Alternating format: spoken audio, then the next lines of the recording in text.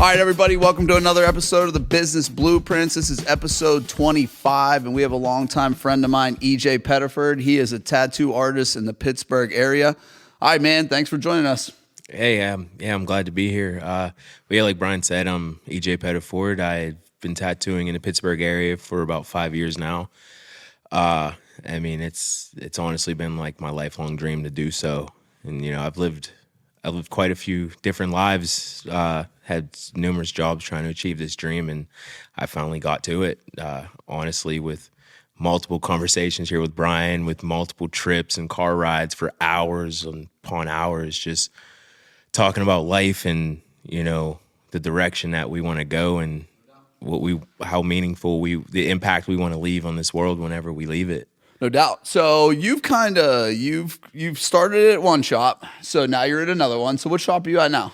I'm at the Crimson Lotus Collective in Castle Shannon, okay. Right over on Grove Road, not too far from here. Nice. It's with a couple of guys that I was tattooing with who honestly were mentors to me to get me to where I'm at today. And to be working with them just is almost like a second chance at becoming more creative in the industry I'm in. Yeah, so let's go back to the very beginning, right? So this isn't just something that cultivated for 5 years. This is something we talked about for years prior to this even happening.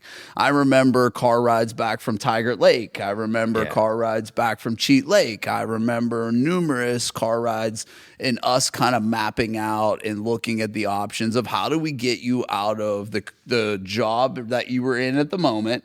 And here's the thing, a little context to EJ. We've been friends for over 20 years? Yeah. For sure, well over 20 years. So, again, we've gone through numerous different phases in our lives, together. We've always been able to just as soon as we get together, it's like, boom, like nothing ever changed. I give a lot of people a lot of advice and I help a lot of people out, but you're one of the only ones, man, that really took all that to heart and actually put it all to fruition. And the nice thing is to watch that growth and to watch people understand that. Because I think a lot of times people are like, there's years that cultivate into something before it actually happens. You were chasing your dream. You were chasing something that did you think back then when we were at them car rides in Tiger Lake and all those things on the way back, did you really think you'd be a tattoo artist? I'm being serious. Honestly, because at that time you were not a tattoo artist. No, not at all. I was cleaning toilets and driving all over the place, like from here to Cleveland to Penn State. And you had multiple jobs at one time for this, so it's not like you didn't sacrifice. No, I definitely sacrificed a lot, and my one thing, I'm 100% afraid of not being able to keep a roof over my head. Yeah, sure. So I'm not afraid to work. Yeah. I'm not afraid of that. I'm not lazy by any means. But when we were having those conversations about, me wanting to be a tattoo artist, man, I've had a multitude of dreams, just like everybody else. And, Facts. And there are so many things that I feel that I started that I left on the shelf, put it on the back burner. Right, because at that point in time, it didn't fit into my life, or, just like everyone, fear. Just you were scared of fucking death. You were scared of fucking death.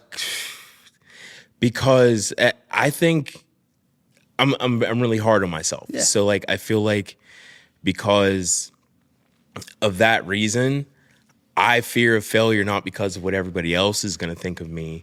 It's of what I'm going to think of myself.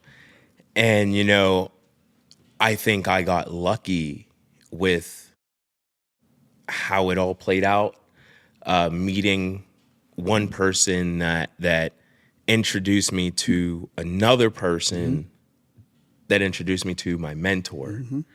And it's so weird, when I sit and I'm tattooing and I play back everything when I'm tattooing, everything I learned up to that point. I try to recall information, or I like to call it like my little chameleon trick, where if I'm tattooing and I'm stressing out, I'm all right, what would this mentor do? Because I was lucky enough to fall into a shop that had at that point in time, some of the best tattoo artists that I considered the best, like in Pittsburgh, and they've gone on to now own their own shops, or they're traveling and winning awards. And so I got lucky, man. And so like, I'll look at an image and say, all right, what would this artist do? What would this artist do? Because that's what they all do, you know, watching hours of videos, like sitting in my house drawing tomorrow's design while watching this person tattoo on YouTube or reels, you know. Now when you look at those kind of differences in each artist, is early on, is that something you use as like you trying to find your own style, or is it you just working through like how to get started? So like what it like, because I know that like you've always kind of liked a certain style, and then you've kind of branched over and been open to a lot of other things. And then there's certain things you won't do. And that's okay, right? There's certain things in construction I just won't do. Like, I'm not good at them. I don't do them. Right. You know? So there are certain things that I'm not really good at. Like for instance, there's this, my Achilles heel in tattooing is watercolor. Like, I just can't figure it out. Yeah. Okay. And people are like, oh, this looks great. And I'm like, no, it is not the right way. It's not great to yours. It's not great to right, yours. not great to, yeah, right. It's not great to your standard. Right. You know? Correct. Right. But I want to be able to do it all, man. Like some people are always like, oh, you can't be a jack of all trades, master of none. So I agree with that, you know, and so I look at some of the stuff, like when I interview people to come work for me, if they come into my office and they say they're good at everything, you're out. Right. You're out. Right. Because what that fucking tells me is you're really good at nothing. Yes. So what I tell people is I'm good and proficient at the style that I'm comfortable with, which is black and gray. Yep. You know, whether it's traditional, neo-traditional, realism, which I just tapped into, which was last year. I believe you tapped into that, or 2 years ago, actually, right? my first official realism portrait was last Saturday on a friend that we were just talking about a little bit ago. I tattooed his son holding a lightsaber when they went to Disney. Dope. Man, I tell you what, that by the time I was done with that tattoo, I felt like I tattooed for 2 days straight because it was mentally. Well, I mean, I think again, I think every tattoo, you know, every tattoo has meaning, right? Yeah. You know, let's not downplay anybody's tattoos, but there's certainly ones that I have, and I have a lot that you're at a point or stage and age in your life. Let's say age. Let's make that age. Right. More of age in your life where you just kind of get tattoos to get some fucking tattoos. You know what I mean? Every now and again. You know, now, not that all of them don't have a meaning, or some do or some don't. You know, some of them are filler spots, some of them are not. You know, so. Yeah. But yeah, I mean, I think real life portraits, when they talk about realism, meaning like, it's usually a pet that's passed away or a family member or something like that. So there's additional little bit more meaning to it, you know, and there's always, you know, and I always want to say with people with tattooing, the thing that comes very hard that I could probably not relate to is the pressure of the expectation of the person getting it. If it's somebody of like their son or their dog or their mom or their grandma, and like you get done, they look at it and they're like, "Oh fuck, I don't know what it really looks like, man." You know what I mean? So luckily, when I did that portrait, his son had came in, and honestly, the shop I'm at, like most shops, like have this rule, like nobody under a certain age. You know, but it's usually 16. I think they don't let anybody in there. Right, and especially if it's a little child, because you know music and the things people talk about and whatnot. It's not the environment, but it was just like I kind of had to bend that rule a little bit because like I'm looking at the portrait, I'm looking at what I'm doing, but I have this kid's actual face right there. Yeah. So like if I like really needed something for a reference, like boom, that kid is right there. It was a cool experience. Plus, it was a friend of mine, a friend of ours, and doing that portrait definitely took me to a whole nother level, in my opinion. Yeah, and I still sit and look at it. It's like surreal to me. Yeah. That.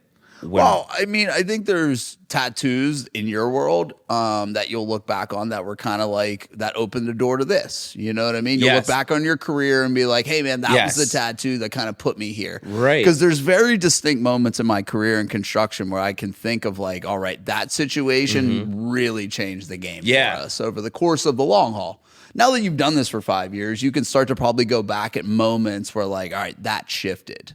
Okay, this didn't go that well. All right, that did. So now that you say that, like, everyone has their own path in whatever they do. And me, I took the cautious step with it, and I slowed myself down because like I like to learn things a little bit slower so that way I can almost quote unquote perfect it for myself to get to the next level. So when I first started, you know, it was just line work things, you know, traditional tattoos, you know, just the one liner thing, you know. I don't know if you're familiar with the styles of tattooing, traditional, neo-traditional, and so on and so forth.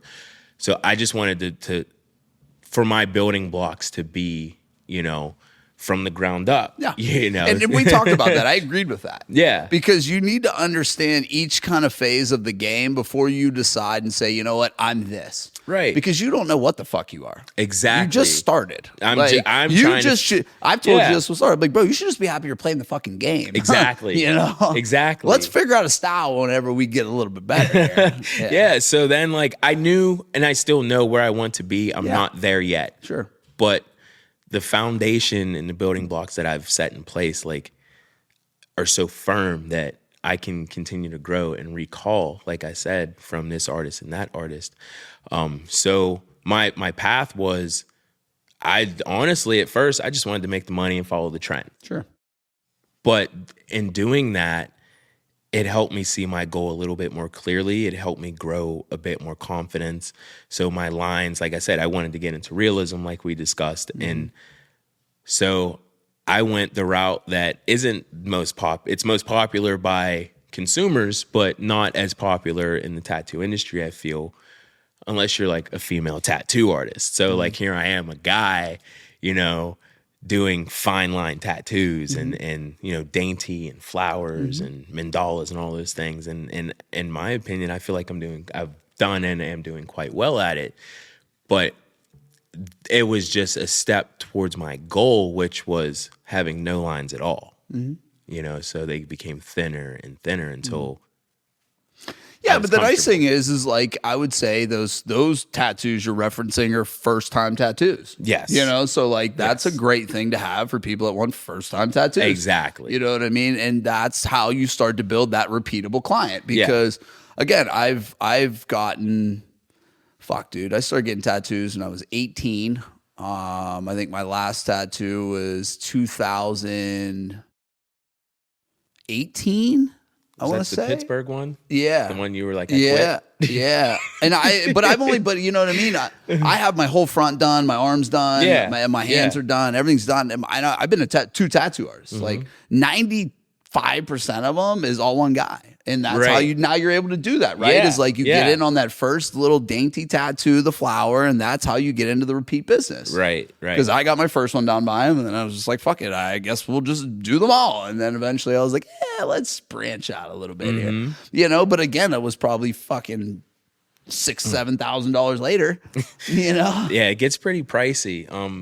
Excuse me. I have clients that I've been tattooing since my first year, and I still can't believe they come back to me after that first year. Because I look at those tattoos like, you sure you still want to stay with me?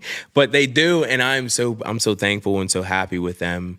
You know, I have clients that I've tattooed my first month of tattooing that I will never forget. And they know I never forgot those people it. paved the way. You know, those people paved the way. And you know, they gave me an opportunity. Yeah, that's exactly it. Like, you know, no matter what business you're in, no matter what stuff you're doing, somebody has to take a risk on you in the beginning. Yeah. Somebody's got to be cool enough to let you do some shit on them. And it's the same as us. Like, I had to have a first client building a house. Somebody had to be fucking first. Right. You know? Right. Somebody had to be second and somebody had to be third. Like, it's just how it goes. Like, everybody can't be house 77. Yeah. You know, like somebody had to be number 1, 2, and 3. My first, man, I play softball with him here and there. We're good friends. I tattooed a horseshoe on him. It didn't look like a horseshoe. Yeah. When it healed, it looked like a toy. Looked like a very explicit toy, and he got it covered up since. But all the time, I'm like, dude, thank you so much for giving me that opportunity to ruin your skin and, you know, get that first tattoo out of the way, jitters out of the way, and the very next tattoo I did, knocked it out of the park for, you know, the position I was in, and then it just continued to grow from there. And I've just never looked back. Like, I just kept going. And yeah, because I mean, now that, like, you know, they always kind of say like business has like the hurdles and the spots where like you kind of hit a certain stage. And, you know, business, it's always like, all right, 1 to 5 years. If you made it to 5 years, that usually weeds out 80% of the people who even try and do this. And then 5 to 10 years usually weeds out the other fucking 10%, and then 7% are left. You know, that's just kind of the game. But, you know, now over the course that you're, is this your 5th year this year? Yeah, 5th year, yeah. My anniversary was December 12th. Nice. So, you know, the thing about it is, I know the last time we talked, you were super nervous about, you know, what was kind of going on with the shop and some other shit, your first one. I'm like, bro, like, that's not your concern. Yeah. I'm like, you're an independent contractor. You know, like, your name is your name. You got to protect your brand. Like, the same thing we do at Hemlock. Like, Hemlock's like Blue Magic, man. Shit's a brand. Like, you got to protect the brand. Yeah. And, you know, ultimately, that's what I said to you. I was like, if it's not a good fit, like, don't be afraid of one door closing and another door opening. You know, like, that's the game of business. That's the game of life. Like, things are gonna transition. Things are gonna pivot. Things are gonna move. Everything's not perfect, but like, you know what, man? Like you said, you know, you should be super stoked that you got into an opportunity at your first spot, that you had a lot of great people around you. Right. It's awesome. It's also goes, you know, another conversation I recall that we had amongst our many conversations, that you know, the comfort in being uncomfortable. That it was that one that kind of helped me get through that transition from one place to the next, because there is something I did realize in that transition from my last shop to this one, was the plateau that I reached. Because I thrive off of, you know, who's around me. Like, if there's greatness around me, I need to beat you.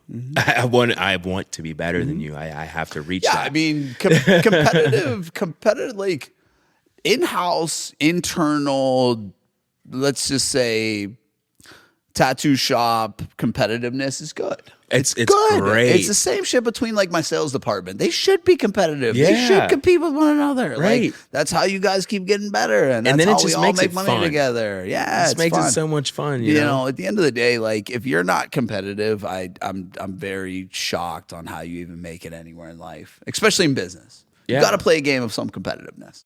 Right. You definitely have to, but at the same time, like, when it comes to the competitive, being competitive within the same house. Yeah.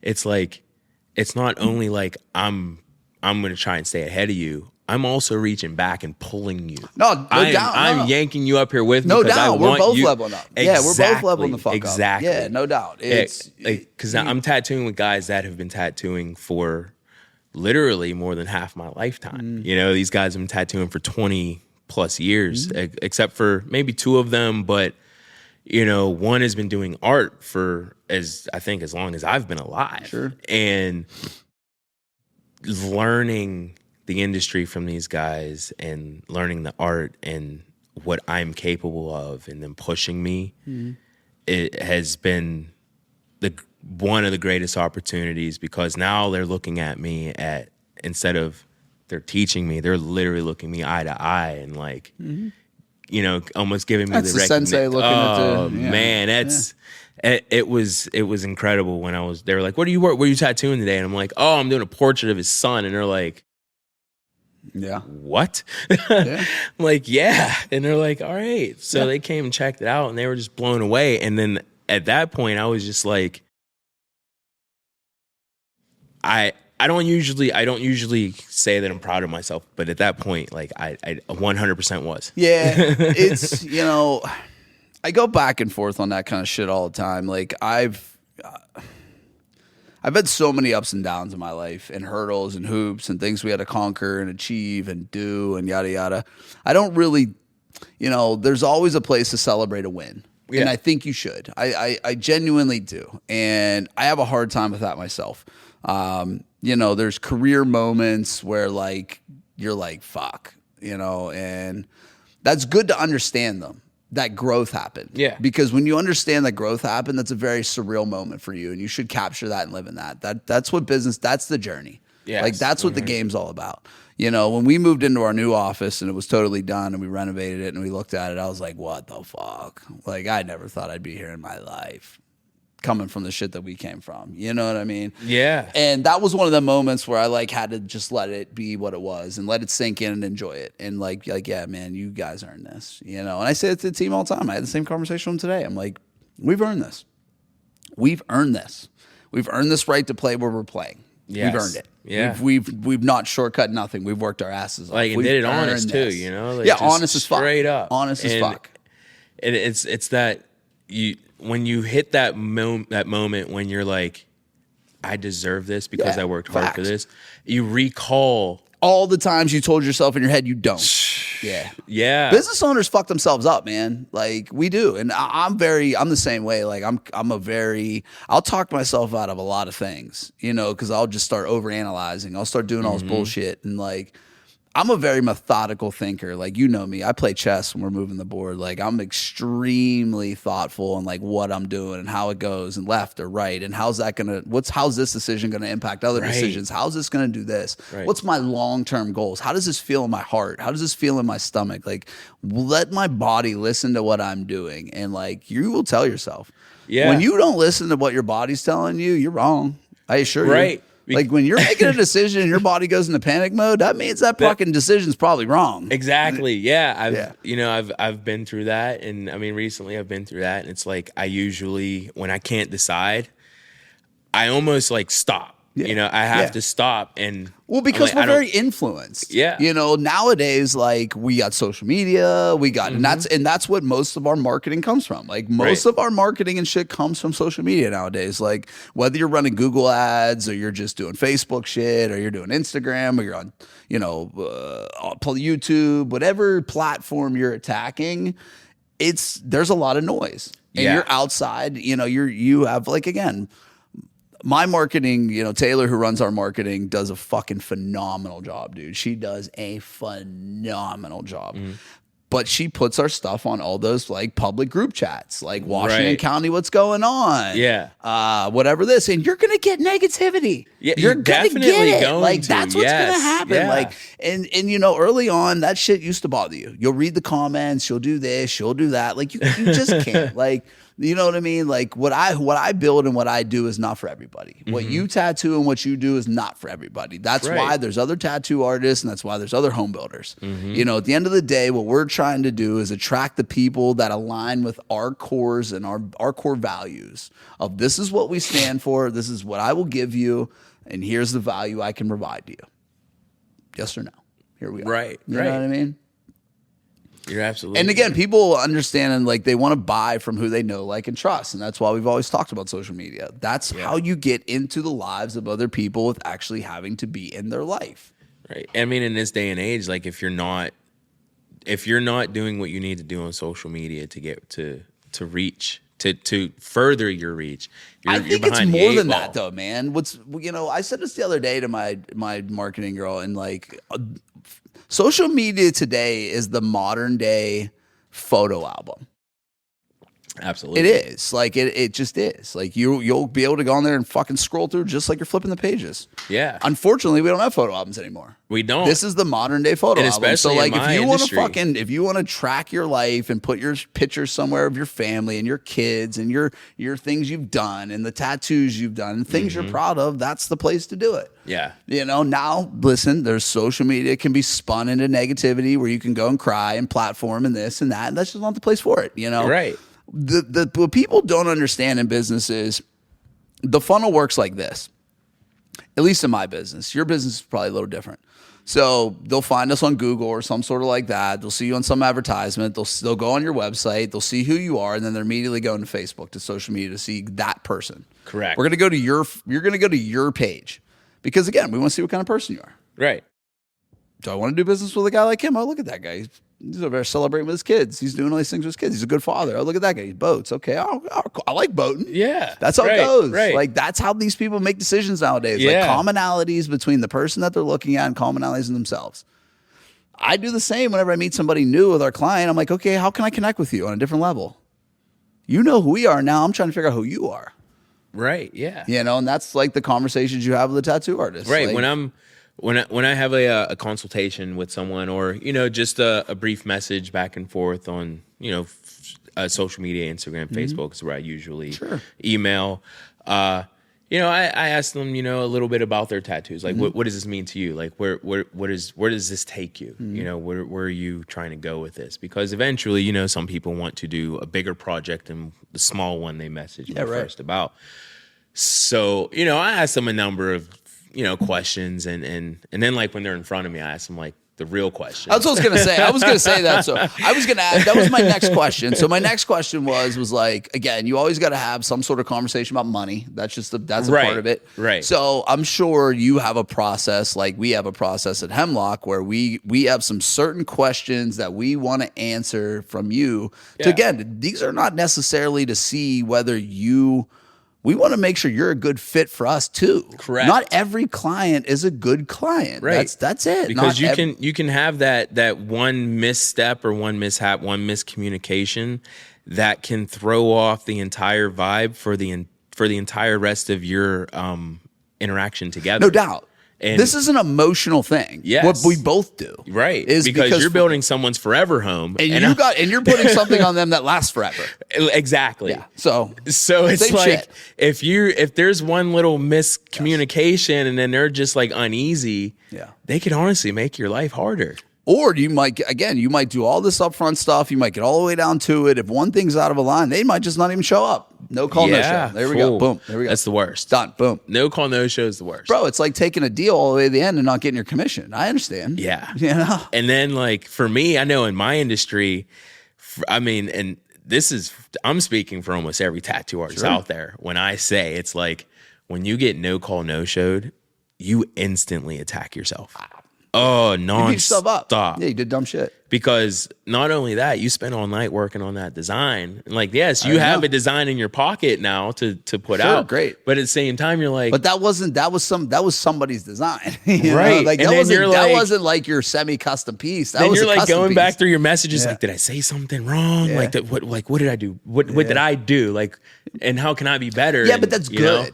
Yeah, it is good because you need that to go back and understand that, hey, did something go wrong? And we do that too. Like when a customer falls out of our pipeline, we go back through and say, hey, what happened to that point? Right. Because there's only two things. It was either a process problem or a people problem. Yes. I mean, process problem by, did we ask the right questions? Yes. Did we get the right information? Did we stay in tune with pricing? Did everything align? Okay, then was it a people problem? Right. Okay, did I say something wrong? What happened? Yada yada yada. Or sometimes people just freak out and they don't have the nuts to tell you, hey man, I can't afford it. Or hey man, not the greatest time for me right because now. Again, like you said, like what I do, it's nobody likes delivering bad news. I get that, right? Yeah, but I would. And some people just get fucking scared too. I would rather you tell me like, hey, listen, I made a mistake. Yeah. Like this was like a manic moment. Yeah. Like I'm going through things in life, and I just needed to change, and I pulled the trigger too fast. Well, because it's crazy too is like what we don't understand as business owners, because we do this every single day, and like I'm looking at just as a consumer. I'm not a tattoo artist. But every time, like, I'll say, like, let's just say it's on my schedule. And let's say somebody's seen it in the work office. What are you getting? What are you doing? What are you getting done? What are you doing this? What are you doing that? How much does that cost? What are you doing this? What are you doing that? Like, there's a lot of outside noise. And there's a lot of outside noise when we build for them because the family's talking, the family wants to see design, everyone's interested in price, everybody wants to know finishes. That's my favorite. Hey, how's it been? Da da da da da. Like everybody's over here doing this in the client's ear. Yes. And they get a lot of fucking pressure. Oh yeah. Same with people getting tattooed, right? Oh, so like if yeah. somebody in tattooing, I'm sure their family starts finding out. Mom's like, hey, what are you doing? What are you getting? How much? Where are you going? Where you go? Where you going? What's What it you look doing? like? What you doing? What, yeah, like what do you mean? Where are you getting this at? Huh? How'd you find this guy? Yada. Are they clean? Like, do they do good work? Yeah, for like sure. all of it, No doubt. getting in their Yeah, head. It's like, for me, I know for you, like you have to show a blueprint, you have to show a layout or a 3D renditioning. So for me, they're like, can I see the design beforehand? Absolutely not. Do you think that'll ever be a thing in tattooing? The 3D renderings? They got to be somewhat of a thing now. Yeah, they already are. Like there are apps out there where you can draw a tattoo straight onto it. Like if you want a sleeve and you can draw it out and then it'll wrap around. Yeah. It's But not clear though. It's not clear. See, I would assume that probably adds a lot of additional problems too, because again, this is what happens in some of these renderings. People take that to like true reality. Yes. And I'm like, listen, hold on now. This isn't like to grade of your lot. Like there's a lot of variables here, meaning like this tattoo on this guy's rendering here might not be the size of your arm. This is not going to be exactly the depiction. Yes. Exactly. And like so like that's the only downside of some of these 3D renderings. I'm like, whoa, your grade on your lot is not the exact same as this picture. It's setting the expectation to unrealistic because this is an animation. It can versus it being because everybody. True to life. I'm sure the same as you. Everyone's like, well, I'm a visual person. I'm like, no, everybody's a fucking visual person. Right. Like you nobody see things. loves making decisions not seeing something. I assure you. Like, you're not alone in this. Yeah. So it's like that. When they come to me and if you ask me to see it beforehand, like, but you have to come to me. I'm not sending it to you. Because if I send it to you, you're going to show your wife, you're going to show your kid, you're going to show your mom, your dad, your best friend, some random guy that you know at the bar, and your boss. Yeah. And they're all going to put their input. And by the time it comes back to me the day of the tattoo or the night before, you're going to say all the changes that they would want for their tattoo or, you know, in your case, for their home. Yeah. Well, we didn't. So we're pretty open with family.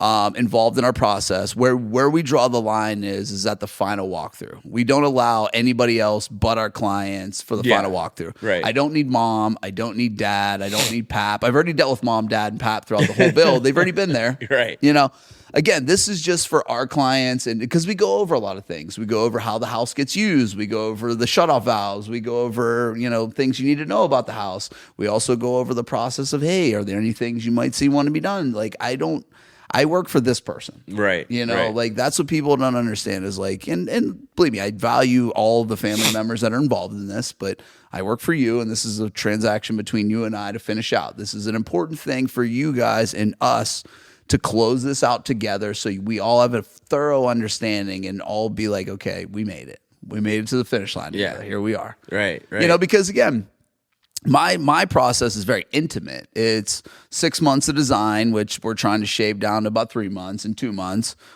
We build your house for 6 to 9 months, and then we have a year warranty. like I got to deal with you I know you for a couple years. Here, you have almost like a relationship. Yeah, we do. And you know, and that's why one of our core values at our company is connection, because, you know, our connection is to our clients. Right. You know, what's funny is we warranted a problem that we did that happened years ago. And I don't think necessarily this even was our problem, but they were great customers, all the same stuff. You know, we went back a couple years later today and fixed it. It cost us $2,500. But like that is now that's $2,500 that goes to marketing. Because now that person's going to tell their friend about how amazing of a job they did. They didn't have to warranty this. They did. They came and did the right thing. Right. Blah, blah, blah, blah, blah. Stand-up company, because nobody fucking does that anymore. No. Like everybody's forgot about the people reality of like the situation of business. Yeah. We're in a service business.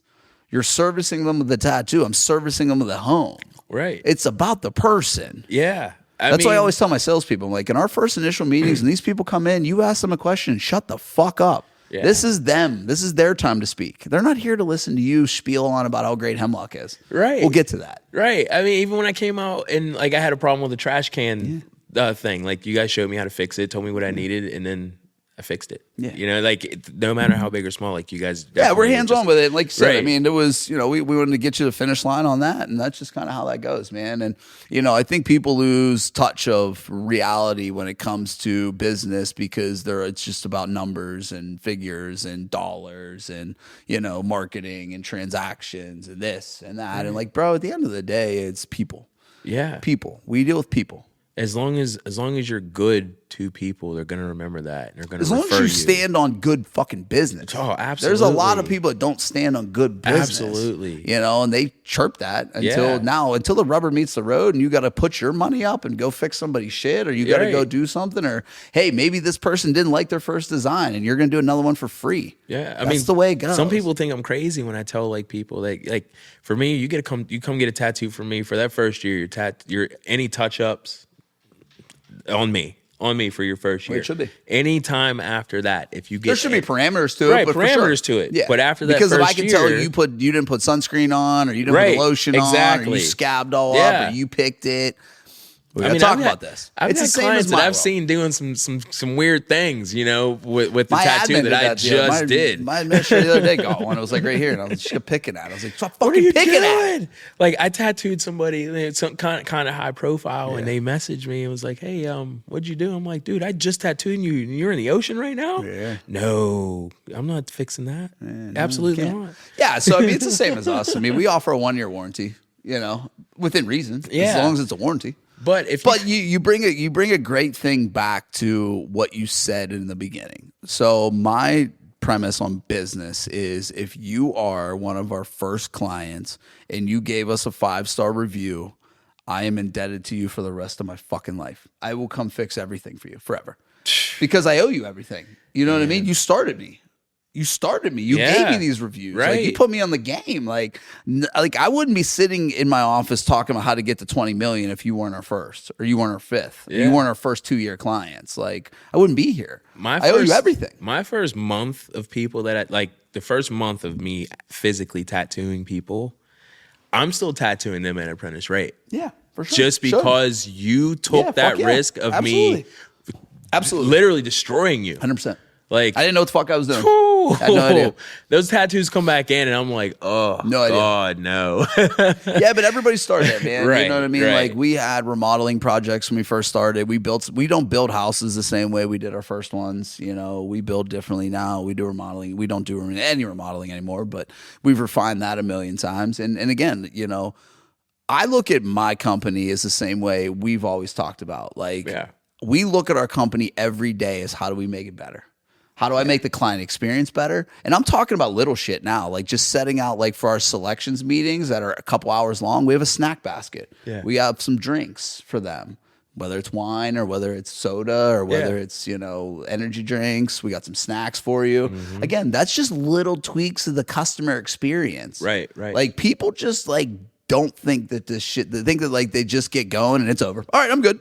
Nope. This motherfucker's on autopilot now. Like, we're gonna be good. Well, I think that's an actual awesome way of going about it. Of just showing a little bit more appreciation. Always. And people, they love that, and it makes them either produce more or. So, secondary. I have a meeting with every department each week. So, except construction. I let Ryan, my partner, runs construction. He handles construction. I have meetings with purchasing, data entry, administration, sales, marketing, selections, every department we got. And we analyze it. Where can we make it better? Where can we not? Where can we step this thing up? You should always be improving your process. Yeah, right. Always. Things could because always every be time better. you get a client through you, let's say a client comes to you, and again, they burn you for something. Now you got to implement a deposit roll, or a non-refundable deposit roll, or an allowable deposit that goes into off their total price. You know what I mean? Like, you got to evolve when business hits you in the face. Yes. And you also got to look at when your stuff gets stagnant. Like, if you've had a department that's been kind of the same for 4 years, I assure you it needs a run over. It needs combed over. It needs to be evolved. I assure you. Yes. Because the world's not the same as 4 years ago. No, absolutely. The clientele is not the same as 4 years ago. The expectation's not the same as 4 years ago. I know in my industry 4 years ago, clients are more picky when it comes to tattoo. COVID fucked that up. Oh, COVID yeah. fucked that up. Oh, yes, Yeah, it COVID did. made everybody more picky. More picky because people had nothing else to do but become much less personable, Right. way more picky. Yeah. And then you're dealing with coming off a very tight, inflated economy. That also is something to do with, because again, I don't want to sound like a dick, but a lot of people and this is because tattoos blow up during tax season time, and that's like the Boy, it's low, my holiday. but that's the lower end of it's the lower end of people. Yes. You know what I mean? Yeah. Those are people that probably shouldn't even get tattoos, to be honest. You're right, but the thing is that for me, no matter where that tattoo goes, that's a walking business card. No doubt. Oh, yeah. No doubt. For you guys, it's great. You know what I mean? It's just like for when people look for excess money, yeah. you know what I mean? That's what my industry thrives off Absolutely. of. The excess No money. doubt. And right now it's like there is none. There is none. At this current point in time. Yeah. Like, for me, it was like almost a perfect storm because it's a slow season, just off the election year. Yep. And I switched shops Yep. all within the same Yep. time. So it's like I'm honestly have been lucky to still transition and it not really affect me when it comes to switching shops. But the rest of it, like there was a guy that would do the ATM machine, the ATM at the last shop I was at, and he's like, I don't have to put anything in here. And he's like, I can already tell like nobody's spending money, and it's like it's getting worse just from him doing ATM. So I'm like, oh man, it's definitely tight. No, Yeah, it's definitely tight. tight. It's we've definitely seen in every industry it's a massive inflation problem. Inflation has hit all across the board, no matter how you want to look at it. It's affected every industry, and that's the only difference is when you look at so as a tattoo artist, and just as everybody else, right? And any business owner, every business owner should know what their client avatar is. Like I know exactly what my client avatar is. Yes, like I do too. I know exactly what my client avatar is. And I know those people, and I can almost tell when they walk in, and these are people, 100%. Yeah. And you got to understand, the difference is that I think a lot of times people are like, oh, well, it's a lower dollar item. It's not going to affect me that much. No, it fucking does. Oh, it yes, does because it's a person that doesn't make as much money that affects them. Right. And the same as my world is, yeah, I might be selling $1 million product, but not everybody can afford that. Right. That inflation affects everybody. Yes, and, it does. and interest rates affect everybody, and everything affects everybody somehow. There's no business that just gets away and is like, oh, I'm unscathed. Yeah, I'm good. Because you could say the financing business, but that they're not, because people aren't paying their fucking credit cards. No. What's so weird, dude, is I was in a restaurant yesterday and I look around and I'm like, how many of these fucking people in here I'd probably debt up their ass? Yeah. Debt up their fucking ass. Right. And they're out here just sliding that fucking card again on the old dinner. I read the wildest Zero intentions of paying this the fuck back. I read the wildest statistic out there. It was 53 or 63% of Americans are behind on their car payments. Oh yeah. And it's just Back. it blows my mind. Yeah. It absolutely blows my mind.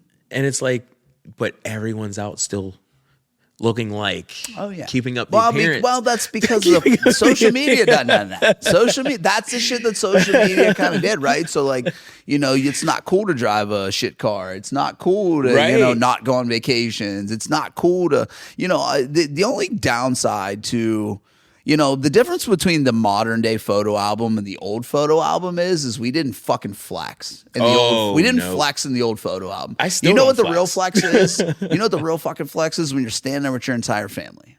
That back in the day was the flex. And nowadays, for me, I was talking to my homie the other day. It was because I rekindled with a relationship that I haven't had in 10 years. And we were talking, and then I sent him a picture of Monroe winning, and he sent me a picture of his kid winning, and we've had some rumblings of some other people coming back from the past that were hating and shit.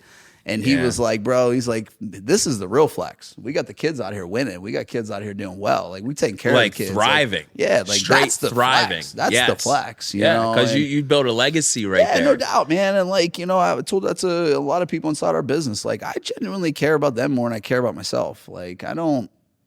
Yeah. I'm fine. I'll always be fine. I'll make a way. I'm a hustler. Like, I've come from zero. I'll always make it. Right. You know, and for us, it's like, again, when you build this with people around you, you know, that's the real game. You really get to love what you're doing with the people you're doing it with. Now, the modern day photo album is you'll take a picture of yourself in a moment. Right.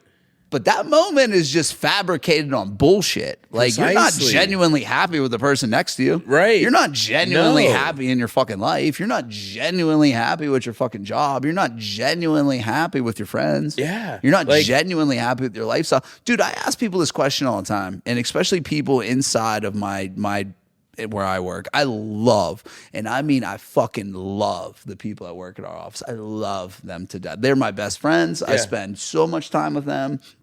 I look forward to every day with them.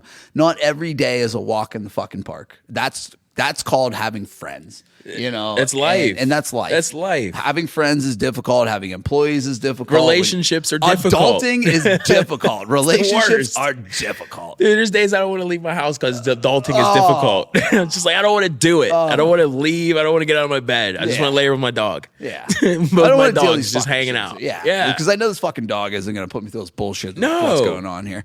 And you're right, man. And you know, that's the thing I tell everybody. I'm like, if you're living your life very intentionally, then you're going to do the things that you need to do. That's it. Right. Because you're with the people you love. You're surrounding yourself with the people that fucking matter. You're surrounding yourself with the people that are going to take you to that next level. Yeah. You know, and that's the thing is like, you know, I don't align myself with people who I don't fuck with. We did that for a very long time. Because me and you have known each other for a very long time through numerous groups of friends. Yes. And there was times that, like, you know, you moved closer to the city. I didn't fuck with some of the people that you did, but I'd message you like, bro, I think you need to chill a little bit. And then I would sit back and reevaluate my situation. I'd be like, right, you know what, goddamn, but then we'd be in certain situations, like when we were boating and shit, and yada yada. You'd be like, bro, I think you need to, like, you got to skirt right, bro. Like, that situation ain't cooking right, you know what I mean? And I'm like, yeah, all right, cool, man. Like, I fuck with that. Like, you got my best interest at heart. Yeah, so it's just like everybody got to check everybody at some point. Right. Like, when you're a friend, that's what true friends do. For sure. Like, I'll message you all the time and just, you know, some shit and just be like, yo, man, here's where my thoughts are at, you know. And that's what we talked about the last time was your transition and that other stuff, because you play the game very emotionally like I do. Yeah. And I take a lot to heart. Yeah, me too. I play the game very emotionally, and that's what I was talking with my partner, you know, even last week, was like, you know, we really work out well as a 3-pair duo because I sit at the top of it and I'm just I go bananas, dude. I play the game super emotional. I'm fucking wound tight. Like, I'm a loose cannon. Ryan rides real even. Mm-hmm. He knows when to. Again, you know, and some of that's age. Like, he's older than me, but again, he just has that personality, man. He's just always happy. You know, he can manage. Your fire's always stoked. Oh. He's always at a nice. And like, then Steve has no fire. Steve's an amazing. Steve's at a sizzle. Steve's an amazing human, man. We had this conversation today, and it was like, I was like, bro, you get penalized because you're a nice person, and I feel bad for you. But it's like everybody needs that person that's more like, hold on a second. Yeah. Double think it. Yeah. You sure that's what you want to do? Yeah. And Steve's like that too. Me, I'm like, what the fuck? That's me. Yeah. Like, what is going on? That was me. What is this happening? What is going on here? Dude. I mean, because you want so much success all at one time. Yeah. You just want it all. A lot of things take time, and you're just like, no, let's go now. Yeah, they take a lot of time, and you know, I've really grounded myself a lot over the years. You know, my number one, and I've said this a lot, my number one celebrity mentor is Kobe Bryant. Rest in peace. I've watched every documentary, I've watched every video, I've read every book, I know everything. Yeah. And there was so many things that I've learned along the way about parenthood, about being a father, about being a business owner, about being a team player, about being young in the game and then learning and evolving. That's why I love the 8 to 24. Yeah. He started as 8, but he finished at 24. He wanted to be one better than Jordan. Right. But he also reinvented himself from a young, egotistical kid to a guy that fucking is a true leader. Right. That's the game, dude. Yeah. It doesn't matter where you start, it's where you finish. You know, and that's everything in the middle. That's the journey. And what have you learned? Who have you connected with? Have you met great relationships? Have you had cool experiences? And where are you now? Right. If you're further from where you started and you've had it awesome in the middle, that's life. Yeah, definitely, man. Like Kobe Kobe definitely, I feel like, instilled a fire in the generation that followed him, like our generation. Our generation, we were just on the cusp. Like Jordan was too early. Right. We didn't see all of it. He started in '86. Like I was born in '86. Right. I was born in '87, so I didn't get to see all of it. Yeah. So we got to see like the '96 Bull, '93 Bulls. We got to see some of them. We got to see the end. But I was like 9. Right. We got to see the end of that legacy. Like of that I watched legend. all the Kobe era. Right. We watched Kobe. And that's why, again, when you look at these guys and you look at some of the extreme disciplined athletes of the Tom Brady's, the Tiger Woods, the Kobe Bryant's, the Michael Jordans. You can't. These are attitudes and awareness that can never be recreated. And I think it's very important not to ignore a lot of that as things shift in life, and the temperature of politics is shifting, and everybody wants to play LeBron, or now that they just buy their chips now, man. Yeah, I watched an interview with Scottie Pippen on PBR, and which is Patrick Bet David. I'm sorry, PBD, which is Patrick Bet David, and he said it on there. He's like, I didn't chase my rings. No, we earned ours. Yeah, they weren't bought. Things weren't bought back then, and it's a very interesting time of. And that's the way a game goes. Like I think it's played very softly nowadays. Just in business in general, I think everyone's like trying to tiptoe around everybody and doesn't want to have hard conversations and shit like that. And I think the hard conversations are extremely needed because that's what breaks through and creates elevation. Exactly. So what are some of the hurdles, man, you've had to go through over the years in tattooing, especially recently with these economies? Like how have you shifted? You see, for me, I know to battle like the economy issue, I tend to work with people's budgets. Yeah. Like I know what I can tattoo and what I can get done in a lot amount of time. Mm-hmm. So that way, when it comes to your second session, however long it is from your first one, I can touch up and still continue and give you the product that you want at a fair price. You know what I mean? So that's my battle for that. 'Cause I don't want to sit here and say that like I'm worth a certain amount, because I don't ever want to put that in my head. Because in this industry, I'm continually learning, I'm continually growing. But at the end of the day, people have to understand there's a certain overhead that comes with fucking tattooing. Exactly. Yeah, there's a certain overhead. Because no matter what, I got to start with this tattoo. This tattoo costs me X, no matter who you are. Before I start tattooing, you just know that before I even touch the gun, it costs me X. I've spent almost in triple digits before I even started tattooing you. Yep. So it's like, it has to even out at some point. But with today's economy, man, it's hard to wrap my head around it that people are afraid to go and spend money. Mm-hmm. Because like let's face it, like a lot of people are broke, but I feel like to fix it, you have to spend the money. You have to spend the money. So it's just like hard rock and hard place with that. Yeah, I mean, more as far as is like, so is your attraction for clients different? Is like your marketing techniques different? Have they changed over the last? Because here's the thing.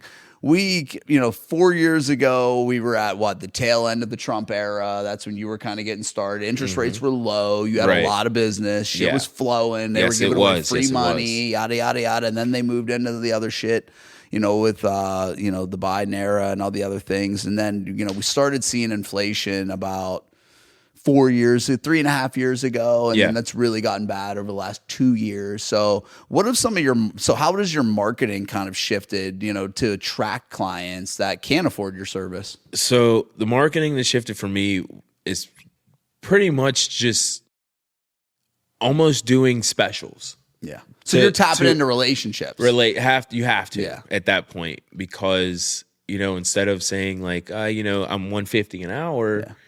Because offering discounts don't fucking do shit. It does nothing. Yeah, it absolutely does. It does nothing. But if I tell you, I'll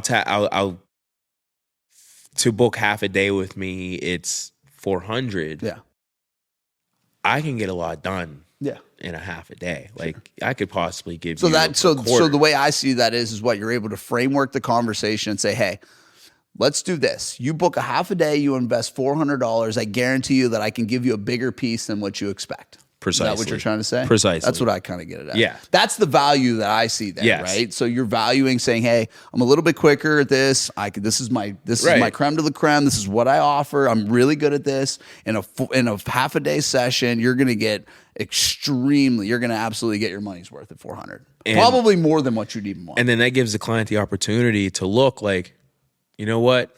I can afford $400. Sure.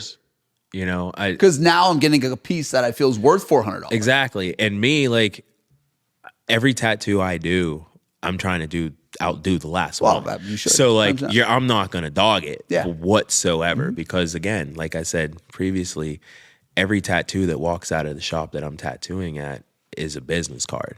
I am not gonna half step. Yeah, because anything. I've never not met one fucking human being that's got a tattoo and didn't talk about it for like 2 weeks.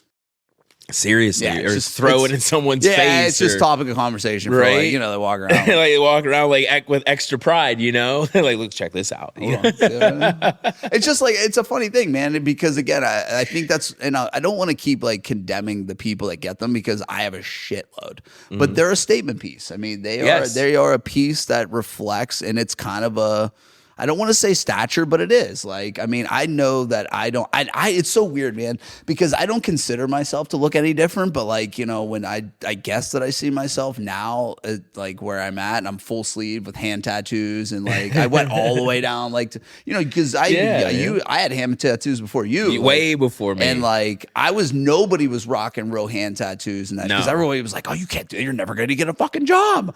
I'm like, I don't know. Right. I'm not going to get this job anyway. So here I am. Like, but now there are business owners out there. There are doctors. I tattoo surgeons. Yeah. What's wild is now that like I get it, and it's kind of intimidating, I guess, because my whole front's done, my arms are done, my hands are done. Yeah. It gets intimidating in the sense of like when people look at you and you're like, oh, because like it's funny because we have this older rep that comes in from an AM radio station, and I do like a little clip with them every like 2 months, and they're super cool. This place is ran like the 1960s. It's fucking awesome, dude. It's like this old radio station back when like they first started, dude. They got cassettes in this bitch. They got vinyl. Oh, that has to be awesome. It's so fucking cool. Wow. And like they're all kind of older, and they're like, how much do you spend on all these? And like, bro, I can't tell you the last time I've ever had a conversation about my tattoos. Like it's been forever. I don't ever talk about my tattoos. Yeah. I don't ever have conversations with people about my tattoos. But you'll get the older people that'll like I'll be somewhere, they start grabbing your arm and like, looking around. Like it's not even your arm anymore. Yeah, I'm like, it's cool. I mean, I forget I have them. After so long, you kind of just forget you kind of have them, and they're just more of like a part of who you are. Yeah, absolutely. But you want to talk about a walking business card? Yeah, that's somebody who just got a fucking tattoo. Yeah. But that can go either way, though. It could good or bad. It could go extremely negative. Oh yeah, because like you said before, certain styles aren't for certain people. No. And then certain certain people have an expectation. Yeah. And one person's opinion could change another person's outlook. Like if Sally gets a tattoo, she goes and shows her best friend Betsy, and she tells her it fucking sucks. It's gonna break her heart. It's gonna crush her. It's gonna crush her. All the confidence you had, like, hey, look at this, is gonna be like, oh, I'm gonna look at this. Never mind. Even harder. Maybe it does suck. Maybe I should call him. Right. Yeah. Be like, hey, my friends don't like it. Yeah. I'm gonna be super honest, dude. You guys are in an industry I'd never want to be in. It's I would never want to be in it. It's thrilling. Yeah, for sure. It's thrilling, man. Because my nerves before every tattoo are literally through the roof. Yeah. I'm nervous before. It doesn't matter. It doesn't matter how big or small. Like I may look as cool as a cucumbber. I do that shit whenever we go barefoot. I always say I pee a little bit. Like we'll get going on the start. But I think I always pee a little bit. So the longer I take the setup for a tattoo and to start it, the more nervous I am. Yeah. I'm ADHD and all over the place. Like I'm just like procrastinating as long as I can to start until I can, you know what? All right, I can't procrastinate anymore. Let's do this. And then I would be and then I kill it. I'd be so fucked. I'd be so fucked. I would be so in my head with the shit that you do. Now, like I'm so out of like touch with most of like the one-on-one client stuff anymore in our business. Like I don't deal with the actual clients too much. So like I'm more of the back office, like refining the department stuff with Sarah. And I just don't really have a place speaking with the clients and all the other stuff anymore. So like my nervousness I don't really have it anymore, but I'm not as intimate with as you guys. I mean, you're doing some life-changing stuff. Yeah. Meaning like, this piece and what you're doing is either going to be good or it's going to be bad. There's no in between. It's like building a house. It doesn't go in the middle. Like I can't. There's no in the middle. Like you guys mess a wall up, you can take the wall down. Me, I can't. I mess a line up. It's like you're gonna have to try and like incorporate that fucked up line into something else and get real creative. I gotta hide it early, hard, and quick. Yeah, that's a tough game, man. So so most of your marketing, I would imagine, is it just relationships when you're out, and is it social media based? What would you say your marketing really is? Like 80-20, 60-40, 70-30, 50-50? Quite honestly, like if I'm out and I'm not marketing, I'm missing opportunities. Yeah. If I go out to dinner or to a bar or nightclub, what have you, if I don't have a pocket full of business cards and not talking tattoos with people, I'm missing opportunities, because there's a certain market that I'm trying to reach, but at the same time, I can't stop tattooing other people while I'm trying to reach that, where I'm trying to get to. Mm-hmm. So, I mean, it sometimes it honestly quite sucks, to be the person in the bar that's like, yeah, I'm a tattoo artist. Because then I was gonna say, I at that point will not enjoy myself. It has for the rest to just because now it's business. Now it's business, But again, I'm kind of the same way though. Like if we're not talking business or something to do with it, I'm really probably not going to talk. Like I'm not a small talker. Right. It's probably something I need to work on in life, but like I'm not really like, hey man, how's your kids? Like, right. But if I'm fresh off of a 4, 5, 6 hour tattoo and you want to talk tattoos, I'm just like, listen, here's my business card. I apologize. Yeah. My brain is so smooth right now. I can't. Here you go. I promise you message me tomorrow. We talk all you want. Sometimes I have to step away from it and pretend that I have no job for 2 days. Yeah, I mean, it's definitely that. Like, I'll be somewhere and I hear somebody start talking about real estate or construction. I'm like, I should interject. And I'm like, right, because sometimes you have to separate. I just fucking don't want to, because this is going to carry me probably. Because you're passionate about what you do, so you're honestly, like, I don't want to sound like I'm above anybody, but I'm like, man, this is probably on some low level shit that's probably just gonna suck me into a shitty conversation I don't want to fucking have. Right. So I'm like, I'm just gonna let this go and just keep on walking. Yeah. Like I pick if I bump into some dude in Lowe's and he's complaining about some builder or some shit, I'm like, all right, I'm gonna go over to this Al. Right. Like I was in Busy Beaver the other day and somebody started talking like, oh, I like your tattoos. Where do you go? And I was just like, man, I've been all over the place. And I'm like, yeah, I'm looking for new artists. And like, it was a missed opportunity, but I totally missed on it because I wasn't. Yeah, but there's also signs too where it's like I've been all over the place. I've gotten them done by a bunch of somebodies, but I'm looking for a new one again. Yeah. So it's like, you might get one out of them, and then they're gonna look for somebody else again. Exactly. And then there's also that there are those people that look for straight up flash events. And you know what those are, where it's just like, hey, Friday the 13th, come out and get a tattoo. Yeah, it's badass. There are people that solely just do that. Yeah. On the spot, very on sporadic. The spot. Yeah. It's cool. They'll go to anybody. So like sometimes they won't come back. But if you leave a good impression, I've gotten repeat clients just from flash events. Nice. And it's just because of the experience I've given them. And when you're with someone for a flash event, you're tattooing them for maybe 12 to 20 minutes. Yeah. Real small. So like, excuse me. So you literally have to cram 4 hours of an impression into like 10 minutes. Yeah. 10, 15 minutes. So would you say nowadays that Instagram's your biggest platform on social media, or is it Facebook still? And now that I have zero, I don't know what goes on in fucking TikTok or whether we even still have it. I'm just going to be honest with you. I am still trying to tame that beast that is social media. Yeah. Elaborate on that. What does that mean? Man, at first when I first started tattooing, interactions, likes, follows, what have you, were in the hundreds when it came to that stuff. But now it's like, man, I'm lucky if I get any engagement, any like, follow, what have you. I'm the same way. I've been giving content out. I've posted on social media every day consistently for over 3.5 years. I've not missed one day. There'll be days I get 2. Man, it's a shot in the dark. Days I get 186. It's a shot in the dark. Days I get fucking, on my story, I'll get 2,000. But in my industry, and I'm extremely proud to say that in my industry, women are starting to take over, and I can literally be proud of that because they're stepping the bar up when it comes to social media, and that's how they've taken the inside track to getting clients and staying busy. Because they look pretty? I mean, that only goes but so far. Sure. You know, I can't even say that's I had a fucking infatuation with Kat Von D for a long time. Everybody did, dude. Back in the day. Everybody had it. Fire. Fire. Gosh, man, and the Fire. What was that show? The Ink Masters Angels, Miami Ink and New York Ink and shit. Yeah, man. I went there. I was in New York and went to go get tattooed by them dudes, and I couldn't get the dude that I wanted, but I was willing to pay it. It was like $500 an hour. Yeah, I would pay it.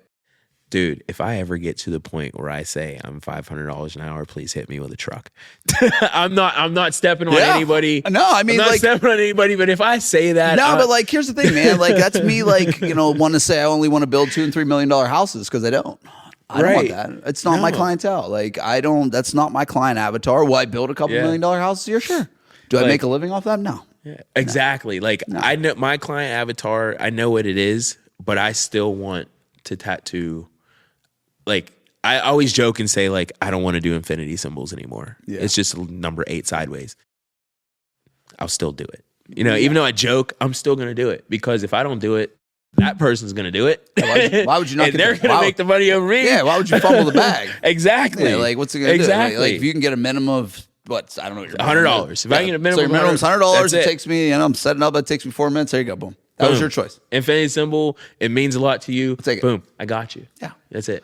That's how we get the repeat. Like, people are like, I don't want to tattoo fingers. You better bring me them phalanges. I got you. Yeah. No I'm tattooing it. Bring me a body part. I'll tattoo. So what is your Instagram handle? My Instagram handle is EJ Pettiford _412 tattoo. And that's where people can go find a lot of your catalog. Yeah, that's where you'll get videos. Yeah. You go on Facebook, you get the normal Facebook things. Yeah. And it's EJ Pettiford on there too. Yeah, it's EJ Pettiford. Yeah. I just want to keep it all simple, my name, so you can find me easy. If you look for me on Instagram, you'll have to type out the full handle.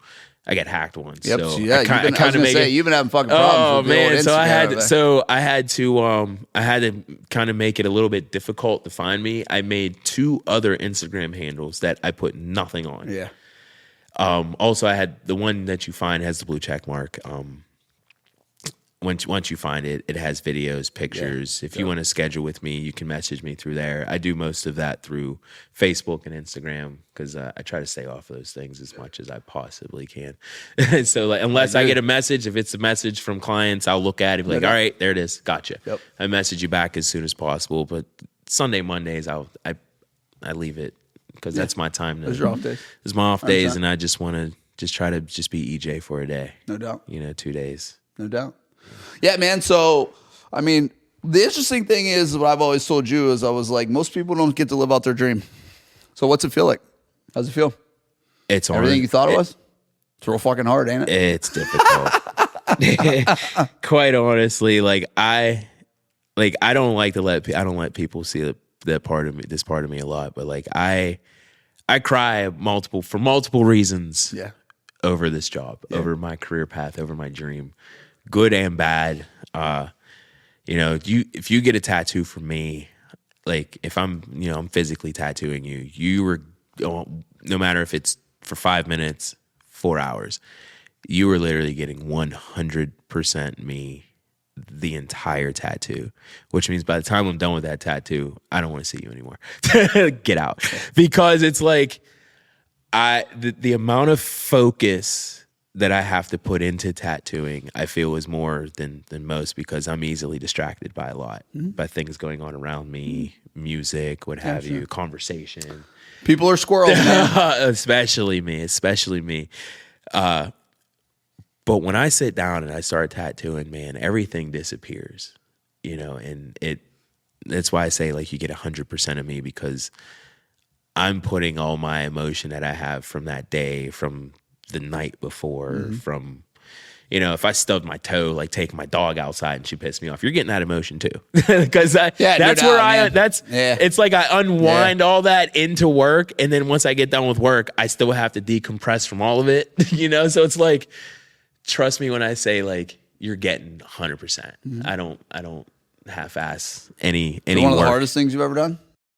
It is the hardest thing I've ever done. That's when you know it's worth it. From start to finish. My mentor almost fired me before I even got to the phase of tattooing. Quite right. It was the only time he yelled at me. And not only was like he my mentor, he's also and he almost feels like a father to me, you know.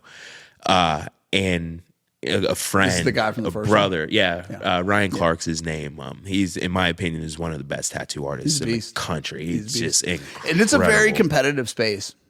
I mean, it is incredible. It's ultra competitive. Because when he takes me on as his apprentice, he's literally training me to take money out of his pocket.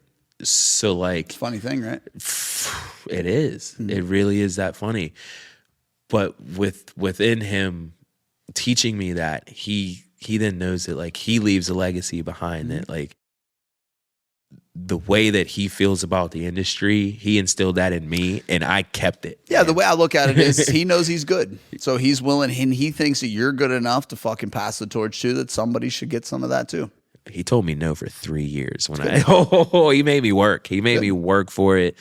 And I'll never forget the lesson he was teaching me when he almost, like, it was on Halloween, and he almost told me, if you're not going to get this, you can get the fuck out. And I'm like, oh, that's business, man. I'm like, oh my God. Sometimes we need to hear that conversation. Yeah, but then like I stepped away from it for like 10 minutes, came back to it, nailed it. And yeah, if you can't put your fucking ego aside when somebody you care about checks you, listen, man, they're checking you out of love.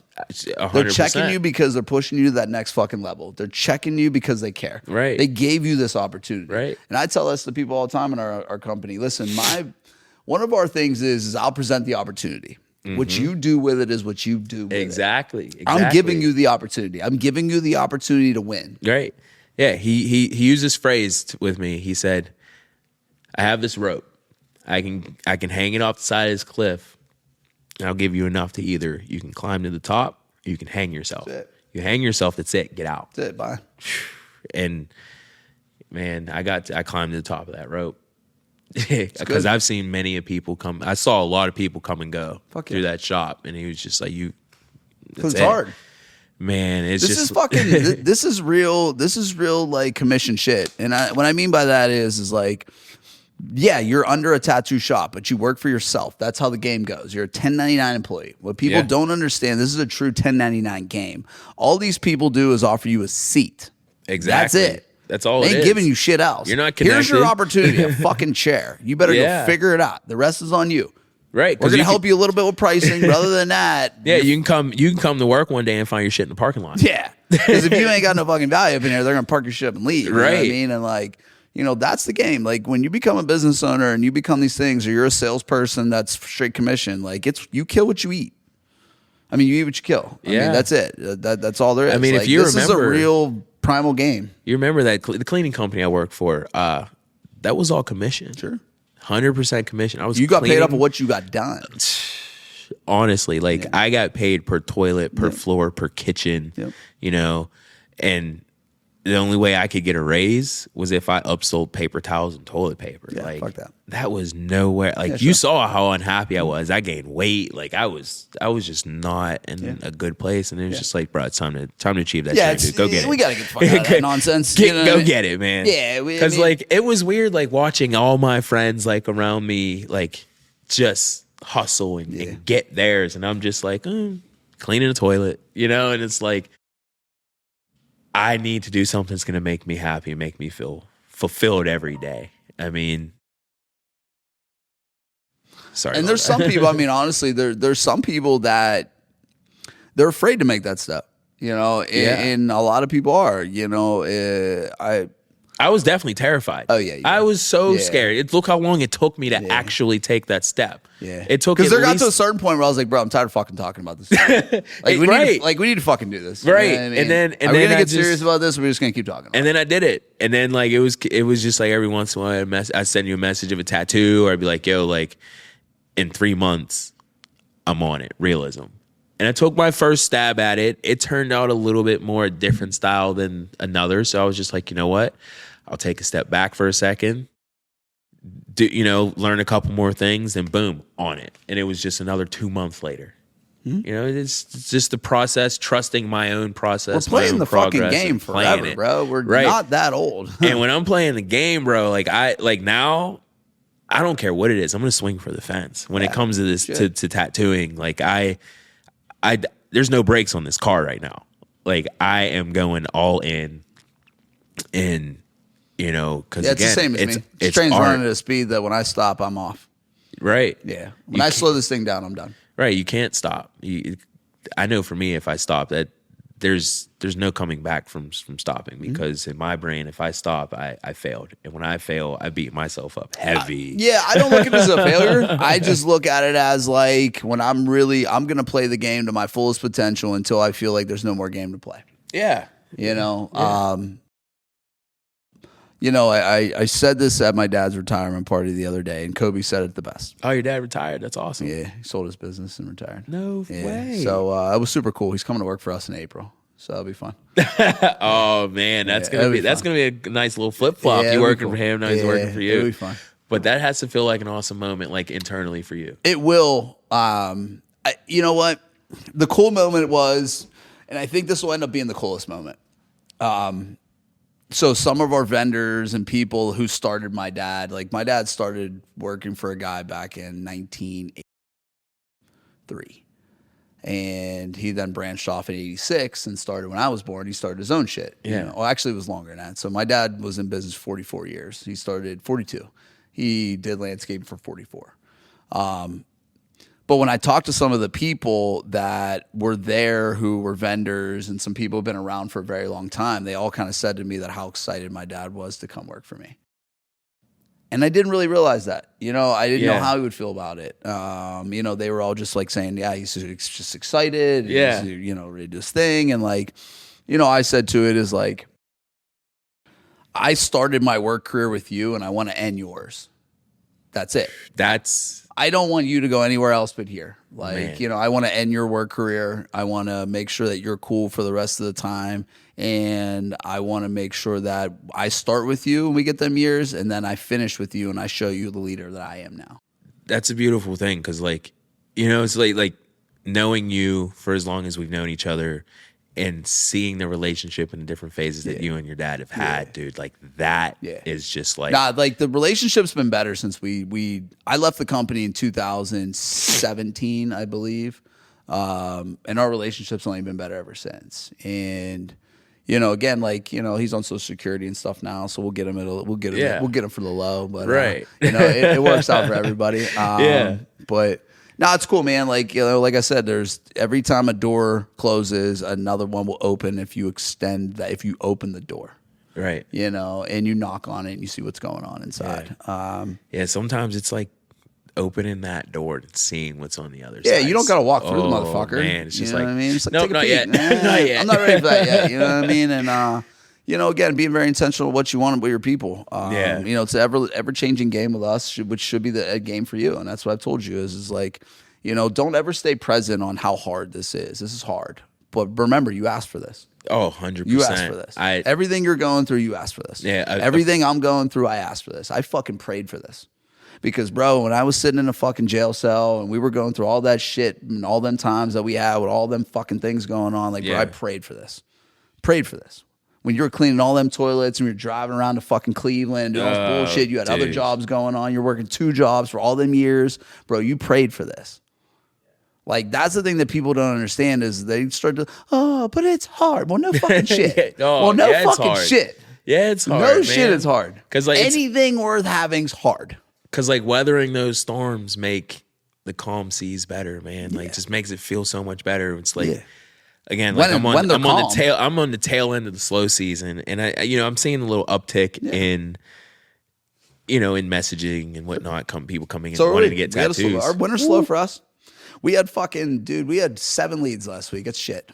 It's trash. Actually, we had 7, and we're going through a spam problem right now with our Google ads. So we had 100 spam fucking leads since January. Oh, that's aggravating. And then we've had 7 leads, and we need to average about 48 to 50 leads a month. And I got 4 last week. So I'm like, well, we're not starting off very good here. So this February. What is your slow? Is it winter? Winter is just your slow season, or is it? I honestly, man, I don't know. We had 44 last month. December we had well over in the 50s. Yeah.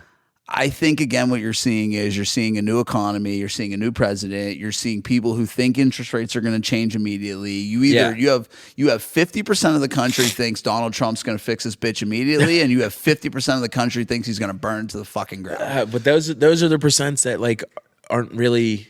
Those are the people that read titles. And but the problem is people get scared, man. And you know what I mean? Like now the new word's tariffs. Like that's scaring the fuck out of people because they're starting to realize, oh shit might spike again. We don't know. We don't know. We don't know how we're going to react as a country to the tariffs. And here's one thing that could happen is going to happen is Canada can't ignore the U.S. They're going to have to talk. We're going to have to talk. Work it out. This isn't good for either one of us. Right. So okay, all right, we're going to threaten each other. We're going to instill tariffs. Now we need to sit down as two countries and figure this the fuck out. It's just like two next door neighbors arguing over a property line or something. This fence is on the wrong. Man. Right. Like, hey, your bush is like growing over into my side. Like that's a great analogy because at my river house, I had some real fucking problems with the neighbor and property lines, and now we're cool. It took us 5 months of negotiating, but we're cool. Right. It just takes a little diplomacy to figure things out. So again, I mean, I think everybody's kind of adjusting to this new economy. I think everybody's adjusting to, okay, what's going to happen? Not much. And that's usually that's the fucking case. Like some things are going to happen. Sure. This is you have a completely different political thing going on than you did before. Of course, some things are going to change. Yeah. Now, here's my opinion. This is just my opinion. I think we serve better under a Trump era than we do with a Biden era, and I think economically, we're gonna uptick. Yeah, economically, we're definitely gonna uptick. I agree with you there. 100%. We're gonna check dough. Yeah. Tattoo artists are gonna check dough. Builders are gonna check dough. Everyone's gonna check dough, and that's the way it should be. There's going to be some bumps in the road, man. I mean, that's the reality of life. That's the reality of the country evolving. Yeah. You know? I mean, technically, honestly, realistically, it's still, the United States is still a young country. The United States just needs to get its head out of its ass. That's also true. We do a lot of dumb shit. That's also true. And honestly, I don't know. I think your industry is very similar to my industry where like tattoo artists and construction people would be so much better together. The problem is we all look at each other and talk shit, and we all want to fucking bag the next person because we feel like we're going to get your business. Right. Listen, everybody, I assure you, there's 300 and some million people in this fucking country. I assure you there's enough business for everybody. Oh, dude. Because there's a lot of people in your industry that do bad business. There's a lot of people in my industry that do bad business. But there is enough skin on this planet. There's enough houses.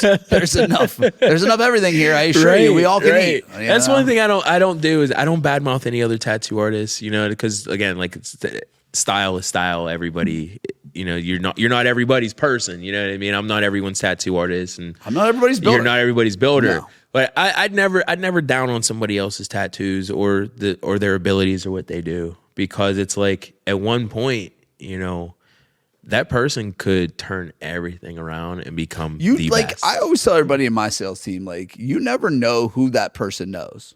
That's true. You don't know who that person may introduce you to that may unlock this door.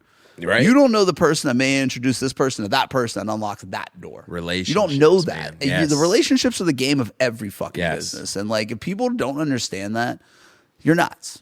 Like, you're nuts. I built this podcast off of my relationships. Everybody in here, I have a relationship at some point. Now, there's a success level that is way the fuck up here. And I had a buddy of mine here who's just starting. Yeah. You know what I mean? You've been in the game 5 years. I've had some friends on here that just started 2 years ago doing business. Like, I've had some friends on here that have been doing business for 20 years. Like, it's all relationships. Yeah. Like, you know what I mean? That's what all this is. When you go to tap into somebody, when somebody's like, man, I've done good business with dude for a long time. Dude's an honest dude. We're going to go and have a good conversation. Like, I have some people that declined coming into here.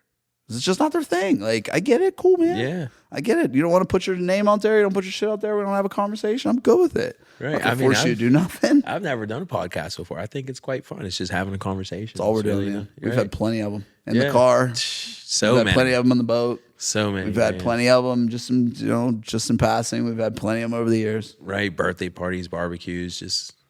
That's vibing. the fun thing about this, man, is like, and I told you, is like, now we're at that point of like, you're not new. Now you can look back and look at accomplishments. Yeah. It's a different vibe. It definitely is a different vibe. Yeah. 100%. Because you look at where you started to where you are now and you're like, I don't think I know that guy. Because like I don't think I know that guy. like sometimes when I'm like hard on myself and I'm looking at a tattoo that I just did and it's just like I'm getting all the praise in the world from it, sure, I will go all the way back to that very first tattoo and put that one versus that one, just so I can check myself a little bit and be like, listen, you were terrible. bro. I look at it as like there's a million instances I shouldn't even fucking be here. Yeah. The fact I'm even a part of the 1% of the world that's doing what they love every day. Right. Like I always thought it was like bullshit. My pal, like you do one thing you love and you won't feel, you know that quote, you do the one thing you love and you enjoy it. It doesn't feel like you're working. Dude, other than just how hard it is and like the constant game of never quitting, like I would never ever say that where we're at in business, I ever think of it as business. I love every second of it. Every second. I look at my job as hanging out with people and drawing on them. Like we're leaving tomorrow. Now we're in a position like it's me, Steve, Sarah, and Taylor. Like we fly down to South Carolina. We'll do 2 days of training together. But like like other guys, other business owners. And this is what again. I'm not dogging any business owners by the means. But like when I go to these events, like they just go themselves. Me, I take the team because I feel that, and like it costs us a lot of money, like a lot. And I'm like, I feel that when we learn together, we grow together. Yeah. Like that's my goal is I want everybody to grow as a person, just like we talked with you and you grew as a person. And like, bro, you're not the same person you were 5 years ago. No. You're not the same dude you were 10 years ago. You're not the same dude when I met you from the South Park Friends fucking 25 years ago. You know what I mean? Like we all have our evolution. You saw me in my years when I was like lost. Sure. When I literally... Yeah, but you saw me in my, like, bro, I remember that time when you made that call back when you was down south. Oh, you know God. I mean? Yeah, that call, that was me at my lowest. Yeah. That call, man, had you not answered that phone call, dude, I'd probably be in a whole different mindset, a whole different place had you not answered that call. Facts. Like that call literally put my whole, situation changed everything for me. And man, like you quite honestly saved my life and I never took that for granted, man. That was amazing. I thank you for that. No, man. I appreciate it because that was the thing, like, you know, what I seen in you is I knew there was a possibility for you to do what you wanted to do. And the fucked up part about it is, man, is like when we were kids, like not even kids, like I want to say, but kids and 20s, like we were getting fucking money, but you weren't in that game. Like that wasn't your game. You know what I mean? You never really played that game. Like you said, I was around. You was around, but you would be like the dude that was like, you know, you clean the boat or then you clean the things. You would do this and you would do that for us and all the other shit and yada yada yada. And like, I always looked at that and was like, damn, man, this dude has enough willpower to be around a bunch of dudes that are getting real fucking money, real money. And he's just not falling with it. And like, I respected that, man. And like, I really resonated with me. Like, bro, when you were in a time of need and I was in a position to help, that was the thing to do because I knew what you were going through and I knew you were in a transition phase and so was I. Yeah. You know, and I knew that we were both just trying to get out of a place that was fucked up. Right. And like when we were both in there, like the one thing you said to me was, don't let this bullshit get to your head. Yeah. And I play that back. That dude, like no matter where I'm at in any situation, no matter what friend group I'm with, like I always, you saying that always resonates with me because it's like all this shit is superficial. This is fun for the moment. The coolest thing, man, that I've ever heard somebody tell me in the longest time was this. I had a younger kid where I'd known this kid since he was born.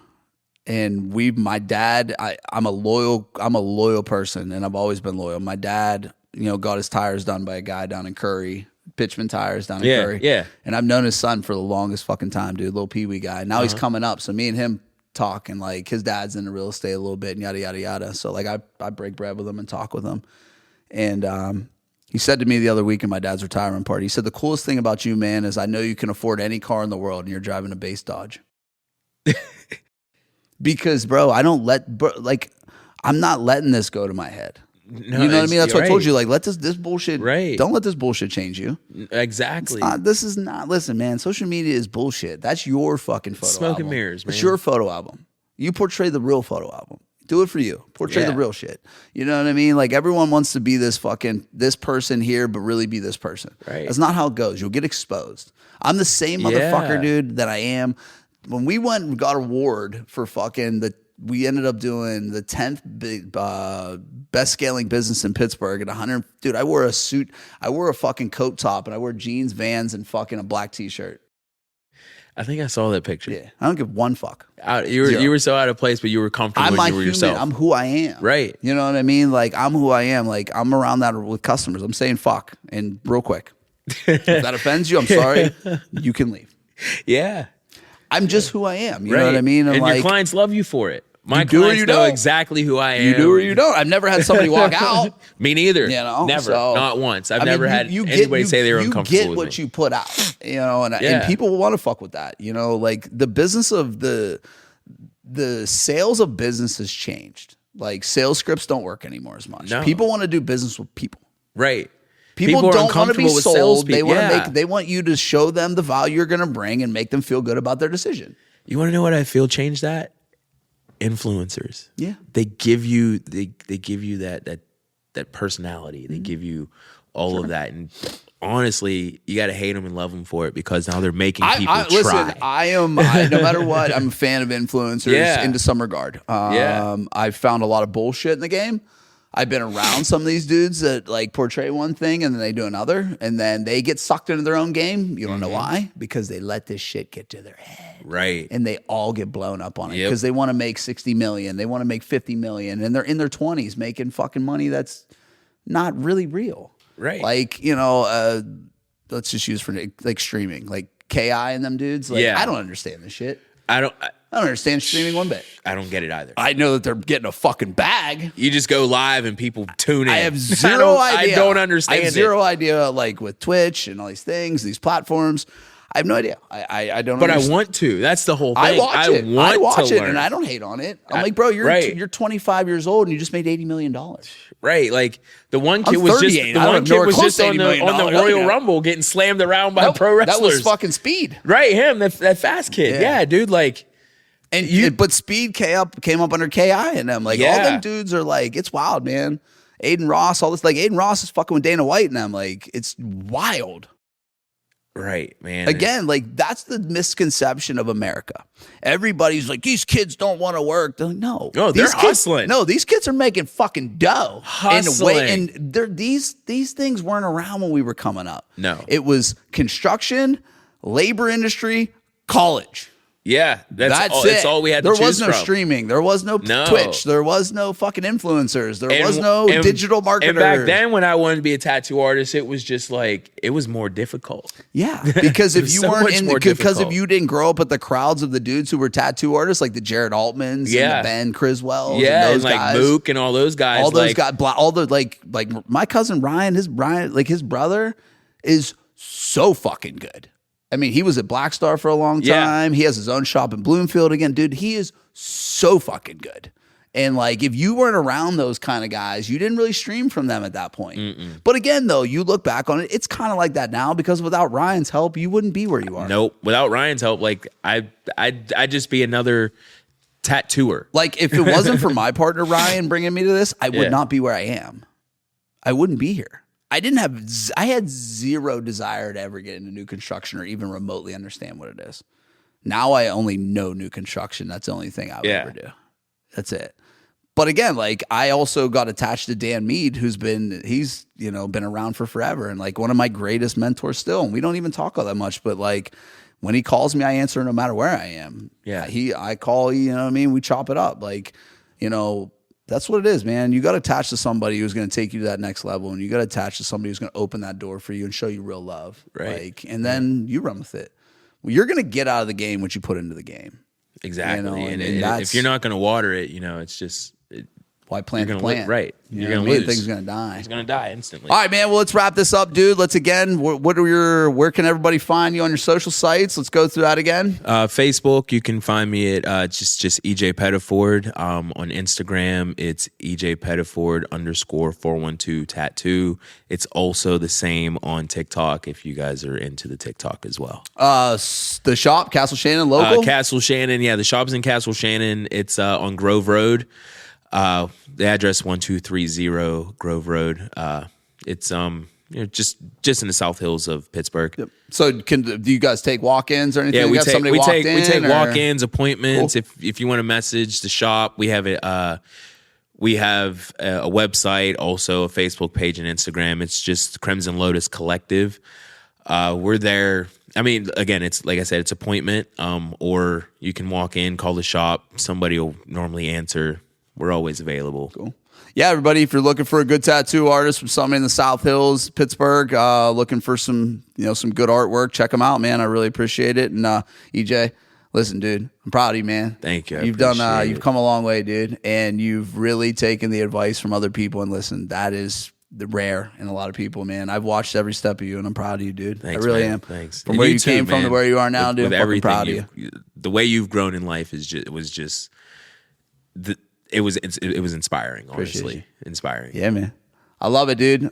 Well, everybody, go check him out. Check out his work. Go book a tattoo. Get some good artwork, ladies and gentlemen. Summer's coming. I know you need a statement piece to come out for that summer war. Yeah. But all right, everybody. Thank you.